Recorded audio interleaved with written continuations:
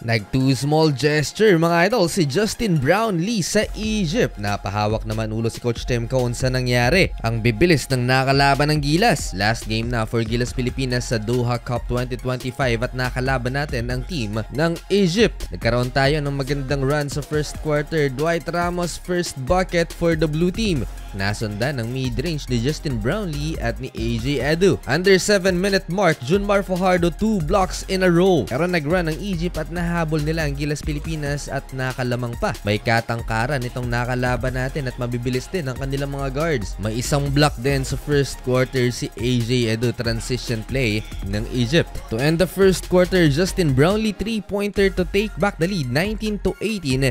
End of first quarter. Wala pang isang minuto sa second quarter na pa-timeout kagad si Coach Tim sa turnover na ito ni Chris Newsome. Nakalamang ang Egypt. Junmar Fajardo hirap sa ilalim, nakatapat ng malapad na kalaban si Abay. Kahit ang second unit guard ng Egypt mabibilis, tinatalo tayo sa transition plays. And again, kagaya sa laban natin kontra Lebanon, inulan din tayo ng turnovers dito. Careless ball handling na nagresulta sa 12 points off turnovers ng Egypt. Leading scorer natin sa first half, itong si Justin Brownlee with 9 points at meron lamang tayong 4 bench points. Another Gilas turnover sa play na to, Chris Newsome mishandling the ball at napapahawak ulo na si Coach Tim Cone sa nilalaro ng kanyang mga players. Nagtala ng 16 bench points ang Egypt at ang kanilang pinakamalaking kalamangan ay umabot ng 13. Ang sakit sa mata ng turnovers ng Gilas dito sa second frame. Scottie Thompson again turnover. Gilas trails 11 points at the half, 39-28. To start the third quarter, Justin Brownlee off the screen 2-point jumper pero sumagot ng corner 3-pointer ang kalaban. 16-point lead mga idol. Na turnover pa si JB. Nagresulta sa 200 transition dunk ng Egypt. Undefeated ang Egypt sa tournament na ito mga idol. Tinalo lang naman nila ang Lebanon. Finally, a 3-pointer for Scottie Thompson from the corner. Hindi maganda ang mga entry passes ni AJ Edu sa ilalim, and so far may 3 turnover na ang isa nating big man. Muling nabuhayan ng crowd sa layup na to ni Scottie Thompson. Baba sa 9 points ang inahabol ng Gilas. Agad namang pinatahimik ng Egypt ng Pinoy fans sa 3-pointer na to ni Zaran. Kakareklamo ni Coach Tim Cone sa referee na warningan pa siya. 12 points ang inahabol ng Gilas at the end of third quarter, 57-45.